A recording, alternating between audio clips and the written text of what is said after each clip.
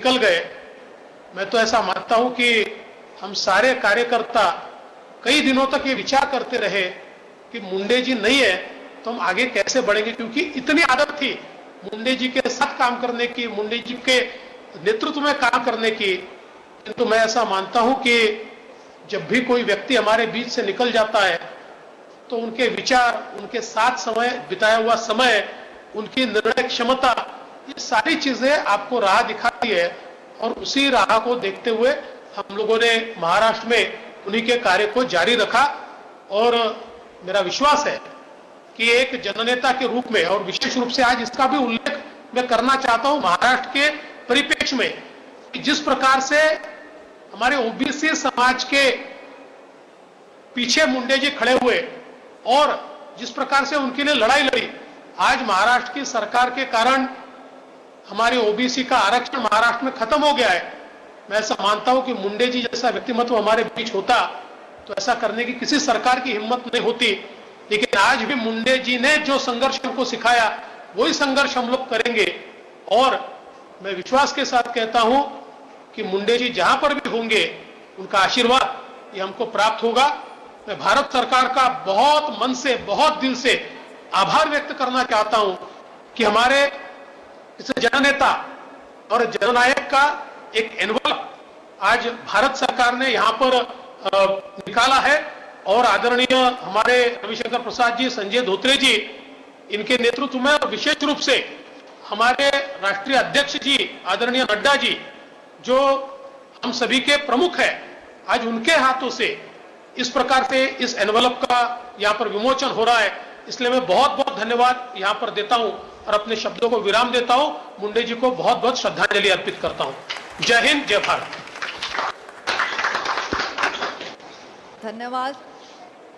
अब जिनके मंत्रालय के द्वारा ये विमोचन का कार्यक्रम संपन्न होने जा रहा है वे केंद्रीय मंत्री दूरसंचार मंत्रालय तथा मुंडे जी के स्नेही हमारे नेता श्री रविशंकर प्रसाद जी से मैं विनती करती हूँ कि वो अपना मनोगत हमारे सामने व्यक्त करें। श्री रविशंकर प्रसाद जी।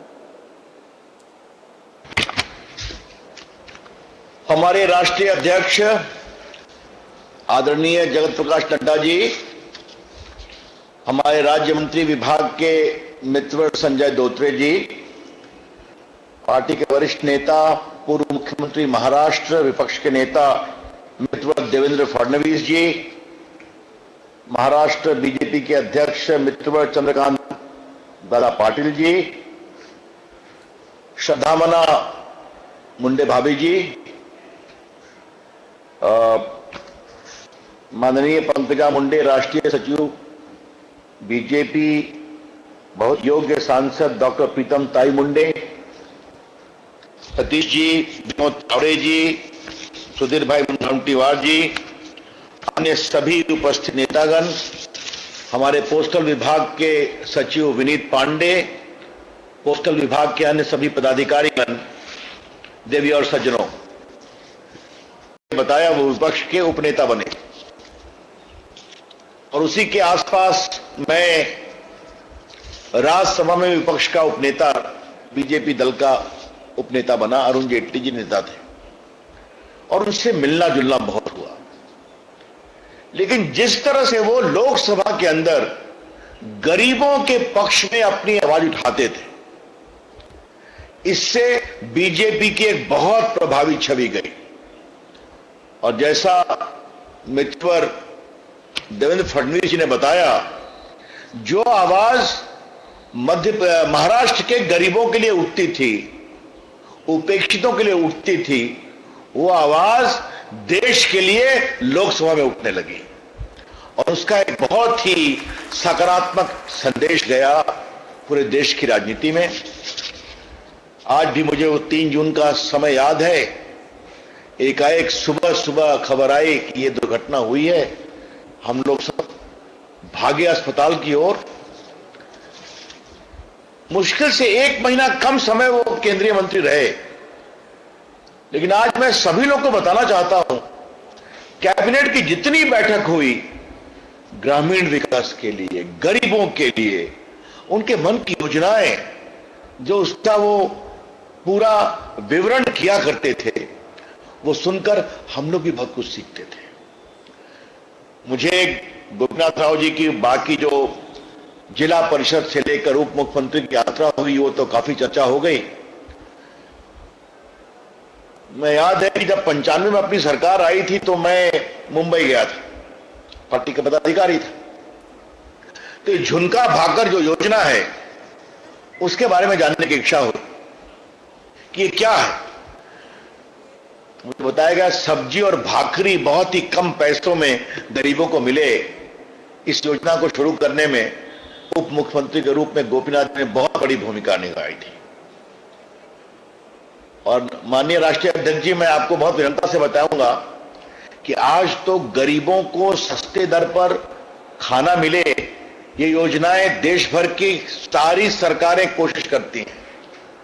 लेकिन अगर इसका किसी ने श्री गणेश किया तो महाराष्ट्र में गोपीनाथ राव जी ने किया उप मुख्यमंत्री के रूप में। कि गरीबों की उनकी चिंता क्या होती थी ये हम सबों को समझना चाहिए। उनका कमिटमेंट, उनकी समझदारी और वक्ता तो कितने प्रभावी थे मुझे महाराष्ट्र के लोगों को बताने की जरूरत नहीं है। मैं राष्ट्रीय अध्यक्ष जी, मैं आपको एक बहुत रोचक उदाहरण आपको और आपके सारे उपस्थित लोगों को बताना चाहूंगा। संगठन की ओर से मनमोहन सिंह की सरकार के खिलाफ एक चार्जशीट कमेटी बनाई गई थी उनकी कमियों को बताने के लिए। उस कमेटी के गोपीनाथ जी अध्यक्ष थे और मैं उसका सचिव था। निर्मला सीतारमण भी उसमें थी। तो निर्णय हुआ कि हम लोग देश भर में जाके लोगों से मिले, उनका फीडबैक लें।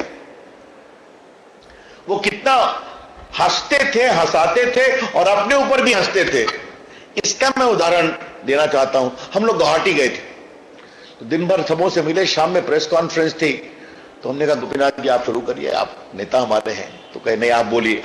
बहुत देर चला तो उन्होंने माइक लिया, कहा जो रविशंकर जी बोलेंगे वो मेरा बोला हुआ माना जाएगा प्रेस के लोगों को। कहा अब आप शुरू करिए। नेक्स्ट डे हम लोग जो कामरी कामाख्या का जो फेमस मंदिर है माता जी का गुवाहाटी में, वहां दर्शन करने गए थे। सुबह सुबह हम लोग तो दर्शन करके आए, अभिभूत थे, माता रानी का दर्शन हुआ। तो उन्होंने हंसते हुए कहा मैंने मां से आग्रह किया कि मोदी जी को प्रधानमंत्री बनाओ और मुझे उप प्रधानमंत्री का विचार करो। आपने अपने क्या क्या मांगा, और लगे हंसने के लिए। इतना हम लोग सभी उनके इस हंसी से उत्साहित हो गए। तो फिर हमने कहा कि गोपीनाथ राव जी सामने पूरी सब्जी की दुकान है, बेंच पर बैठ के खाएंगे। कहा चलो खाते हैं। और 1 घंटा उनके साथ कोई उनमें असहजता नहीं। अब सारे टीवी वाले घबरा गए कि इतने वरिष्ठ नेता इस स्वाभाविक विचार के हैं, तो आज उनकी कमी बहुत महसूस होती है। देश को उनसे बहुत अपेक्षा थी देवेंद्र जी, महाराष्ट्र की अपेक्षा तो थी। मैं आपको थोड़ा विनम्रता से सुधारूंगा, देश को गोपीनाथ राव की बहुत अपेक्षा थी और देश में तो वो आस्ते आस्ते खिल रहे थे। मुझे पूरा विश्वास है कि गरीबों के विकास और ग्रामीण विकास की जो उनकी सोच थी, नरेंद्र मोदी की सरकार में इसको वो नई ऊंचाई पर ले जाते, इसका मुझे पूरा विश्वास है। तो उनका असमय जाना सिर्फ महाराष्ट्र की ही नहीं एक प्रकार से कमी हुई है, देश इससे सुना हुआ है, ये मैं मानता हूं। मुझे एक ही बात का बहुत संतोष है कि पंकजा ताई एक अच्छे गरीबों की चिंता करने वाले नेता के रूप में डेवलप हो रही हैं, अच्छा काम कर रही हैं। और भाभी जी, मैं आपको बताना चाहूंगा कि डॉक्टर प्रीतम ताई भी बहुत अच्छी सांसद बन रही है। लोकसभा में जितने प्रभावी रूप से डॉक्टर प्रीतम सवाल पूछती है, मैं उसको देखता हूं, उसको इंकरेज भी करता हूं, तो वो बिल्कुल अपने पिताजी के समान लोकसभा की एक प्रभावी सांसद हो रही है। मुझे लगा कि आज के दिन मैं आपको बताऊं और मुझे बहुत ही अंदर से खुशी होती है। मुझे इस बात की बहुत प्रसन्नता है कि हमारे पोस्टल विभाग ने आज उनकी स्मृति में ये कवर निकाला है।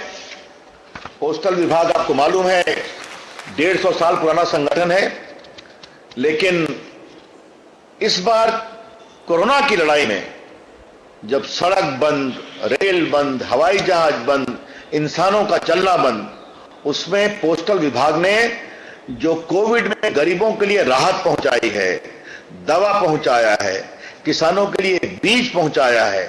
लगभग 13,000 करोड़ रुपया आधार लिंक पेमेंट के माध्यम से देश भर के गरीबों के अकाउंट में पहुंचाया है, और जिसमें हमारे पोस्टल विभाग के 167 कर्मचारी भी कोरोना में शहीद हुए हैं काम करते हुए, लेकिन कभी भी पोस्टल विभाग ने काम नहीं रोका है।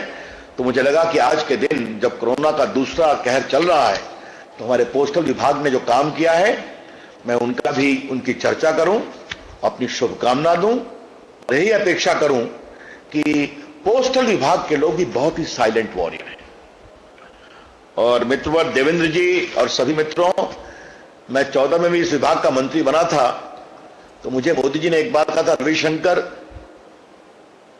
पोस्टमैन डाकिया की चिंता करना, क्योंकि केदारनाथ से लेकर कन्याकुमारी तक हर गांव में पोस्टमैन है, और वो भारत सरकार के तिरंगे का निशानी है, उसका उपयोग करना। मुझे इस बात बहुत प्रसन्नता है कि नरेंद्र मोदी जी की अगुवाई में पोस्टल विभाग ने बहुत ही प्रभावी काम किया, वो आगे इस काम को करें।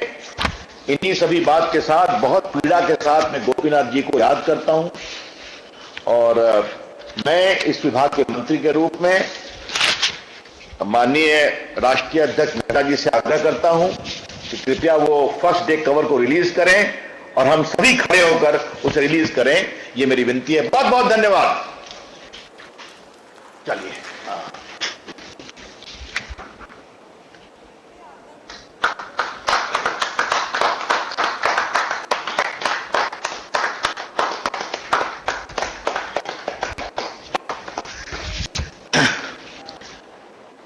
बस हो गया। एक मुझे पोस्टल विभाग से आग्रह करना है, और महाराष्ट्र के चीफ पीएम जी बैठे हुए हैं, मैं देख रहा हूं, और फिलैक्ट्री के लोग, ये पूरा जो फर्स्ट डे कवर है, ये बड़ी संख्या में पंकजा जी, प्रीतम ताई और गोपीनाथ मुंडे के पूरे स्मृति संस्थान को मिलना चाहिए, ताकि जो पोस्टल विभाग ने काम किया है उसकी जानकारी गांव-गांव तक पहुंचे, इस बात की चिंता की जाए। ठीक है, बहुत बहुत धन्यवाद, नमस्कार।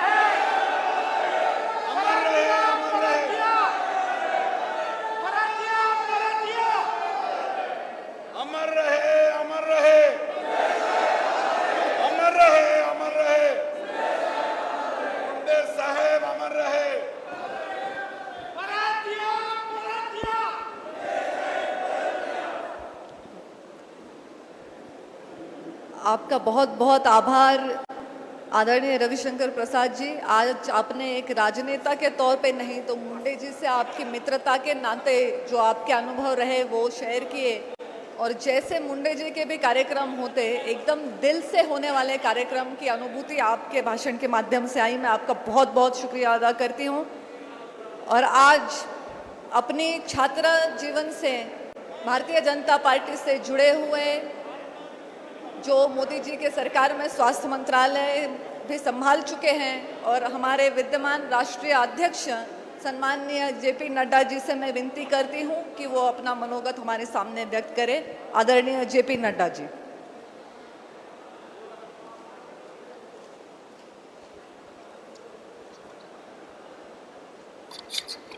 आज के इस कार्यक्रम में मेरे साथ शामिल हुए हमारे भारत सरकार में मंत्री और हमारे वरिष्ठ सहयोगी सम्माननीय रविशंकर प्रसाद जी, हमारे महाराष्ट्र के वरिष्ठ नेता और पूर्व में मुख्यमंत्री रहे ऐसे हमारे साथी श्री देवेंद्र फडणवीस जी, महाराष्ट्र के प्रदेश के जुझारू अध्यक्ष चंद्रकांत दादा पाटिल जी, हमारे भारत सरकार में राज्य मंत्री श्री संजय धोत्रे जी, श्री राव साहब दानवे जी, हमारे राष्ट्रीय सह संगठन मंत्री श्री शिव प्रकाश जी, हमारे राष्ट्रीय सचिव विनोद तावड़े जी, बहन पंकजा मुंडे जी, बहन डॉक्टर प्रीतम मुंडे जी, और हमारे मित्र राज्यसभा में भगवत करार जी, देवी और सज्जनों।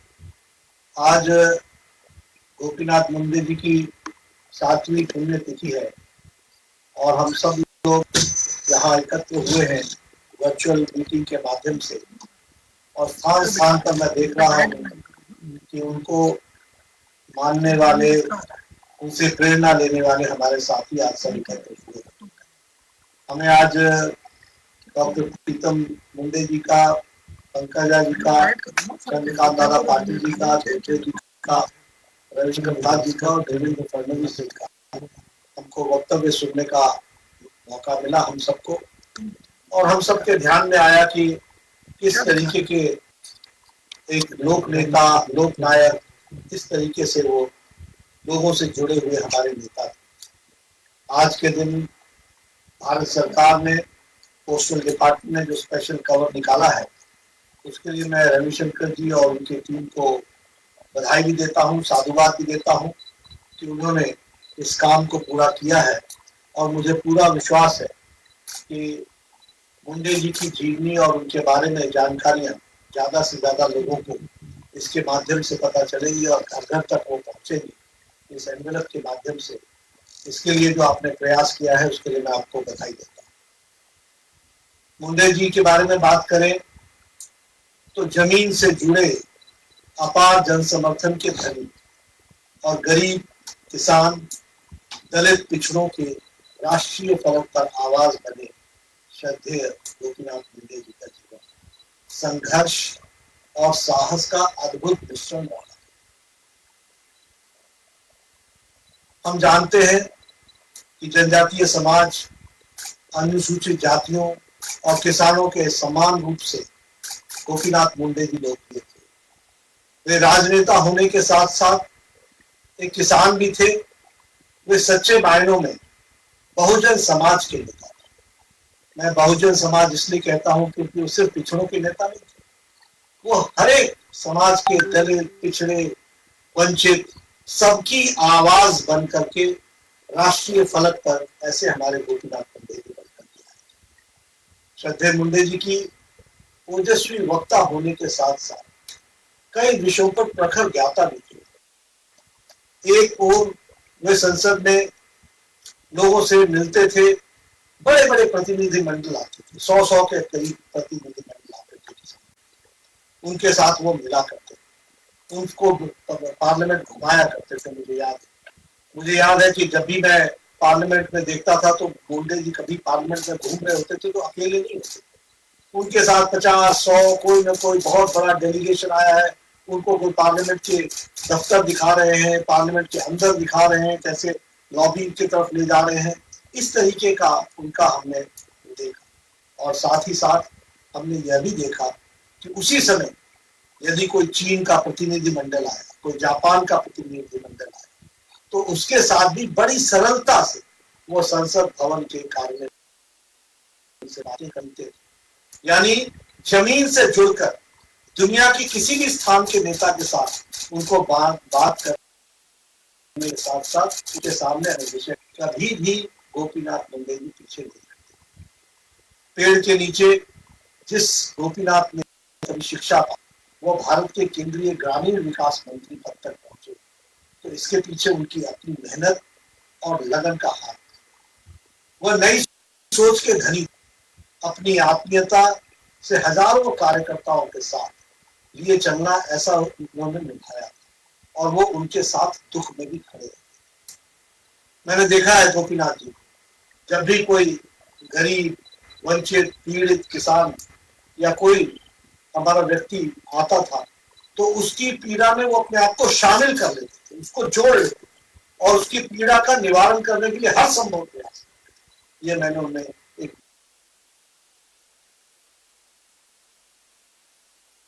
पीड़ा मांगी, इस चीज को पूरा करने के लिए गोपीनाथ अपना सार्वजनिक जीवन में पूरी ताकत लगाते थे। ऐसा मैं ऐसे महान व्यक्तित्व के धनी गोपीनाथ मुंडे को 7वीं पुण्यतिथि पर उनको दर्शन करते हुए अपनी विनम्र श्रद्धांजलि अर्पित करता हूँ। मैं श्री गोपीनाथ मुंडे जी की पुण्यतिथि पर भाजपा के करोड़ों कार्यकर्ताओं की तरफ से उन्हें श्रद्धा सुमन, करोड़ों कार्यकर्ता आज उनकी तरफ से मैं जरूर जहां उनके श्रद्धा अर्पित करता हूं, वहीं मैं करोड़ों कार्यकर्ताओं यह भी कहता हूं कि हम सबको गोपीनाथ मुंडे जी से प्रेरणा लेनी चाहिए। उनके जीवन से हमको बहुत कुछ सीखने को है, बहुत कुछ जानने को है। हर एक विषय के बारे में जानकारी गहराई से लेने की उनकी आदत थी, लेकिन उसके साथ साथ उनकी सरलता उनका आवरण थी, उनका आभूषण था। जिस सरलता के साथ वो मिलते थे वह भी हम सबको हमेशा ध्यान रखना चाहिए। गोपीनाथ मुंडे जी के व्यक्तित्व के कई पहलुओं में से लोग अवगत होंगे, जैसा उनको संवेदनशील व सूझबूझ से भरा स्वभाव, जमीन से जुड़ा व्यक्तित्व, किसी के प्रति लंबे समय तक कोई द्वेष रखना ये उनकी आदत नहीं। अगर कहीं कोई ऊंच नीच हो जाए, कोई बात आ जाए तो उसको वो बहुत देर याद नहीं रखते और फिर गले मिल करके आगे बढ़ने की उनकी आदत है। इस तरीके से गोपीनाथ मुंडे को सम्मान करते हैं। और हम यह भी जानते हैं, जैसा कि देवेंद्र जी ने बताया, कि उन्होंने संघर्ष, सत्ता से संघर्ष का संदेश दिया, हमेशा संघर्ष की बात की और कार्यालय से निकल करके सड़क पर उतरो, ये संदेश ये हम सब लोग जानते हैं। ये इस बात को बताता है। और महाराष्ट्र के वो शहर शहर गांव गांव उन्होंने घूमा, वो शहर शहर गांव गांव से परिचित थे और शहर के कार्यकर्ताओं को नाम लेकर बुलाते। किसी भी गांव में जाए तो वहां के कार्यकर्ताओं का नाम लेकर उनको बुलाते, किसी भी शहर में जाए तो उनका नाम लेकर के बुलाते। और इतना घूमे हुए थे वो महाराष्ट्र के कि अगर वो हवाई हेलीकॉप्टर से भी चलते थे तो उनका नेविगेशन सिस्टम इतना मजबूत था कि वो खुद बता देते थे कि नीचे जो जगह दिख रही है वो ये गांव है, यहाँ के किसान ये बोते हैं, यहाँ के किसान के पानी का स्रोत कहाँ से आता है, वो पानी का सिंचाई कहाँ से करते हैं, वो सारी उनको जानकारी थी। जो भी पास बैठा होता था तो उसको बता देते थे ये इलाका ये वाला इलाका है, यहाँ के किसान ये बोते हैं, यहाँ का पानी का स्रोत की ये व्यवस्था है। इस तरीके का गोपीनाथ मुंडे जी का व्यक्तित्व, किसानों के प्रति उनका लड़ना, किसानों की आवाज उठाना, किसानों के प्रति समर्पित होकर काम करना, यह उनके जीवन में, जिसको कहते हैं गोपीनाथ मुंडे का व्यक्तित्व, इसका पर्यायवाची था। अगर हम गोपीनाथ मुंडे जी को माने तो गोपीनाथ मुंडे जी पिछड़े, दलित, वंचित, शोषित, किसान, इन सब के वो वक्ता, उन सब के वो रिप्रेजेंटेटिव भी थे, इन सब को प्रतिरक्षित भी करते थे और इनकी आवाज को वो बहुत अच्छे तरीके से हर फोरम पर रखना प्रयास करते थे। गरीबी और सूखे से त्रस्त बीड जिले में के लोगों के दुर्दशा के खिलाफ भी उन्होंने संघर्ष किया। उनका युवा मन एक अमिट छाप छोड़ता है हम सबके। गरीबों के उत्थान के प्रति, श्रद्धेय मुंडे जी के प्रति उनका दृढ़ निश्चय उनके कार्यों में दिखता था। गरीबों के लिए सस्ते भोजन की योजना और उसके साथ साथ उसकी शुरुआत की। उन्होंने मुंबई में स्लम पुनर्वास योजना की शुरुआत की, जो स्लम बस्तियों में रह रहे लोगों के लिए वरदान की तरह से थी। उन्होंने महिलाओं के लिए बीमा की योजना, जीजा माता महिला आधार बीमा योजना की थी। साथ ही उन्होंने बेघर आवास के लिए आर्थिक सहायता प्रदान करने की योजना, इसको भी लागू किया था। किसानों के लिए बलिराजा संरक्षण बीमा योजना का सूत्रपात किया। उन्होंने गन्ना तोड़ने वाले कामगारों के हित के लिए कड़ा संघर्ष किया और साथ ही उनके अधिकार उनको मिले, इसके लिए उन्होंने पूरी ताकत लगाई और उसमें उन्हें सफलता भी पाई। बाद में उन्हीं के द्वारा दिखाए गए रास्ते पर जब महाराष्ट्र में हमारी देवेंद्र फडणवीस जी के नेतृत्व में भारतीय जनता पार्टी की सरकार बनी तो उन्हें के प्रेरणा से गन्ना तोड़ने वाले कामगारों के लिए अलग से महामंडल बनाया गया और इसके माध्यम से उनकी सेवा की गई। श्रद्धेय गोपीनाथ जी अपनी छोटी सी आयु में ही महाराष्ट्र में भाजपा संगठन की नींव रखी और भाजपा को दलितों, पिछड़ों, गरीबों और मजदूरों तक पहुंचाने का भगीरथ प्रयास किया। उसी के बल पर आज भारतीय जनता पार्टी महाराष्ट्र की सबसे बड़ी पार्टी बनने प्रशिक्षित होती है। जब केंद्र में नरेंद्र मोदी जी की अगुवाई में भाजपा की सरकार बनी तो गोपीनाथ मुंडे की कार्य कुशलता देखते हुए उन्हें गांव, गरीब, मजदूरों, दलितों और पिछड़ों के उत्थान के लिए ग्रामीण विकास मंत्रालय का प्रभार दिया। बहुत कम समय वो इसके यहाँ मंत्री रह सके। हम सब जानते हैं कि ईश्वर ने उनको असामयिक हम सबसे छीन लिया, लेकिन उनकी सोच गरीबों के प्रति जो समर्पण था, उसको ध्यान में रख करके हम जानते हैं कि आज मोदी जी ने 7 साल में जो काम किसानों के लिए, दलितों के लिए, गरीबों के लिए, वंचितों के लिए, पीड़ितों के लिए अभी पिछले 7 साल में जो काम किया है, उस सब काम में की दृष्टि को अगर देखेंगे तो कहीं ना कहीं जो गोपीनाथ मुंडे की इच्छा थी उसको साकार करने में प्रधानमंत्री जी के नेतृत्व में भारतीय जनता पार्टी की सरकार सफल हुई है, यह जानते हैं। मित्रों, आज गोपीनाथ जी को हम श्रद्धांजलि तो देंगे ही, श्रद्धा सुमन हम सब दे रहे हैं, लेकिन सही मायने में उनको प्रति श्रद्धा तभी होगी जब हम अपने दैनंदिन जीवन में गरीबों के साथ जुड़े, वंचितों के साथ जुड़े। जिस तरीके से प्रधानमंत्री मोदी जी ने गरीबों के लिए, वंचितों के लिए, पीड़ितों के लिए जो कार्यक्रम लाए, उन सारे कार्यक्रमों को नीचे पहुंचाने में हम पूरा योगदान करें और कोरोना काल में लोगों की सेवा, सेवा ही संगठन, इसके लिए हम जुटे, तो मुझे लगता है कि यही गोपीनाथ जी को सच्ची श्रद्धांजलि होगी, यही सच्ची श्रद्धांजलि। अगर हमको गोपीनाथ जी से सीखना है तो उनकी सरलता सीखना है, उनका मृदु भाषी होना सीखना है, सबके साथ मिलने की, कभी लगता ही नहीं था कि इतना बड़ा व्यक्तित्व इस तरीके से हम सबसे गले मिलता है, हम सबसे मिलता है। ये सरलता हमको उनसे सीखना और हमें अपने साथियों के साथ एक सरलतापूर्ण व्यवहार रखना चाहिए। यही व्यवहार अगर हम अपने जीवन में उतारेंगे तो मुझे लगता है कि गोपीनाथ मुंडे जी की हम सच्ची श्रद्धांजलि। अगर हम गरीब और वंचितों के, पीड़ितों के लिए, पिछड़े वर्ग के लिए पूरी ताकत लगा करके मोदी जी के द्वारा बनाई गई योजनाओं को नीचे तक पहुंचाने का अंतिम व्यक्ति, अंतिम पायदान पर खड़ा व्यक्ति, लास्ट माइल डिलीवरी के लिए अगर हम पूरी ताकत लगाएंगे तो यही सच्ची श्रद्धांजलि होगी गोपीनाथ जी। उनसे जीवन से हम सब उनमें प्रेरणा ली है। बहुआयामी प्रतिभा के धनी गोपीनाथ जी हम सबके बीच नहीं है, लेकिन उनकी याद हम सबके मन में ताजा है और उनसे हमको ताकत मिलती है। आज के दिन हम संकल्प के साथ उनकी बात को आगे बढ़ाएंगे तो अच्छा रहेगा और हम सब लोग अपनी यात्रा में सफल होंगे, ऐसा मुझे लगता है।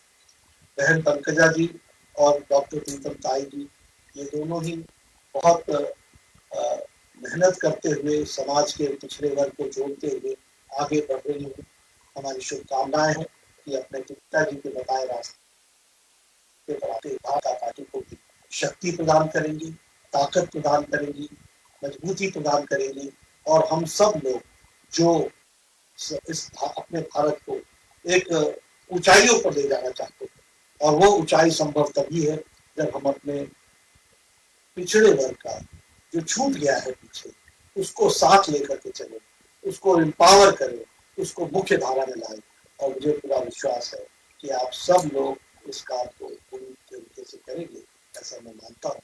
आपने मुझे इस कार्यक्रम में शामिल होने का मौका दिया, इसके लिए मैं आयोजकों का धन्यवादी हूँ, डॉक्टर कराड़ का धन्यवादी हूँ, डॉक्टर बहन का धन्यवादी हूँ, डॉक्टर ताई का धन्यवादी हूँ।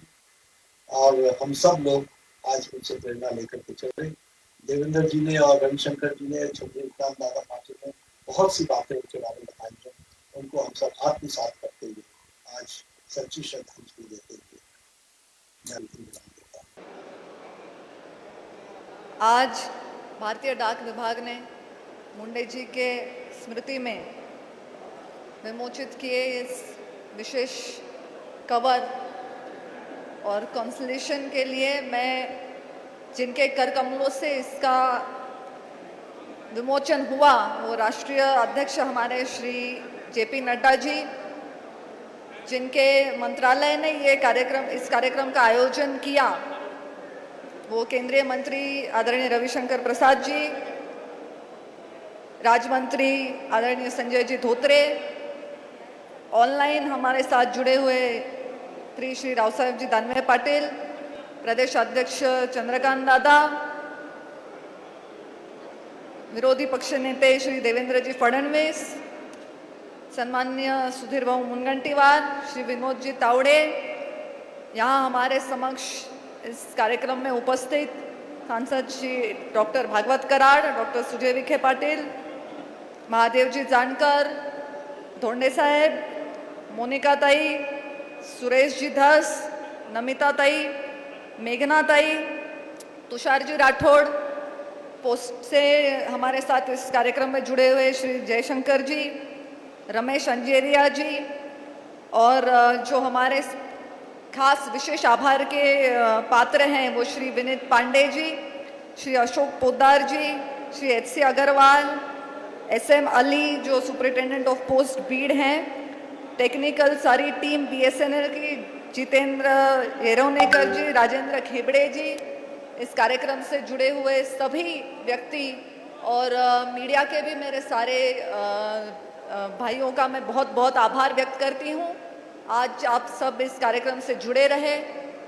थोडी सुरुवातीला तांत्रिक अडचण आली, पण मुंडे साहेबांनी आपलं आयुष्य हे वंचितांसाठीच वेचलं होतं. तर मी ग्रामीण भागाचं, वंचित उपेक्षित भागाचं प्रतिनिधित्व देशाच्या राजधानीत केलं, हेच कुठेतरी मुंडे साहेबांना सूचित करायचं होतं.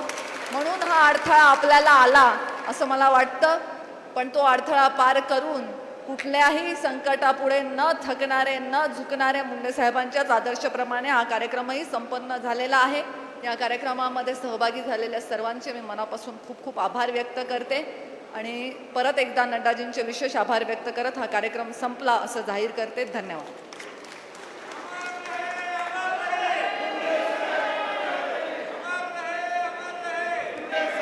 आज इथे आलेल्या सर्वांना मी आभार मानते सर्वांचे. हा कार्यक्रम तुम्हाला जरी थोडा डिस्टर्ब दिसला असेल तर कव्हर पूर्ण व्यवस्थित झाला आहे. नेटवर्कमध्ये प्रॉब्लेम, दिल्लीत कनेक्शन असल्यामुळे, दिल्लीचं तिथे नियोजन असल्यामुळे थोडासा एक मध्ये प्रॉब्लेम झाला, पण तो मीडियाने पूर्ण कव्हर केलेला आहे, लाईव्ह झालेला आहे. आपल्या साहेबांचा कार्यक्रम देशाने पाहिलेला आहे आणि आज माझ्या डोळ्यामध्ये पाणी आलं की मुंडे साहेबांचं पोस्टाचं कार्ड आहे. प्रत्येकाने पोस्टाचं कार्ड घ्यायचं आहे. काय करायचं आहे ते मी लवकरच सांगेन. हा व्हिडिओ तुम्हाला कसा वाटला ते कमेंटमध्ये जरूर कळवा. अशाच ताज्या व्हिडिओंसाठी आमचं फेसबुक पेज फॉलो करा आणि यूट्यूब चॅनल सबस्क्राईब करा आणि बेल आयकॉन प्रेस करा.